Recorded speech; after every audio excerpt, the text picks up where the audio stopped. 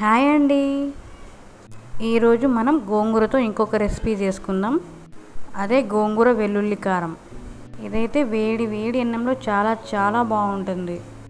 అందుకు first mixie జార్లో వెల్లుల్లి 3 స్పూన్ల కారం వేసుకోవాలి. దాన్ని కోర్స్గా గ్రైండ్ చేసుకోవాలి. ఇదైతే 3 కట్టల గోంగూర అండి. అయితే నీట్గా కడిగి వాటర్ లేకుండా ఆరబెట్టుకోవాలి. తర్వాత కడాయిలో ఆయిల్ వేసి ఈ గోంగూర వెల్లుల్లి కారానికి కొంచెం ఆయిల్ ఎక్కువే పడుతుంది. ఆయిల్ హీట్ అయ్యాక అందులోకి కరివేపాకు, ఎండుమిర్చి, మెంతులు, జీలకర్ర, తాలింపు దినుసులు అన్నీ వేసుకొని దోరగా ఫ్రై చేసుకోవాలి. అవి ఫ్రై అయ్యాక మనం ఇందాక కడిగి పెట్టుకున్న గోంగూర వేసుకోవాలి.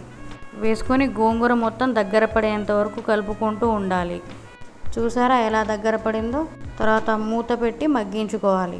చూసారా, గోంగూరలో ఉన్న వాటర్ మొత్తం పోయేంత వరకు ఫ్రై చేసుకోవాలి. తర్వాత అందులోకి సాల్ట్, దాకా మనం మిక్సీ పట్టుకున్న వెల్లుల్లి కారం అంతా గోంగూరకు పట్టేంత వరకు కలుపుకోవాలి.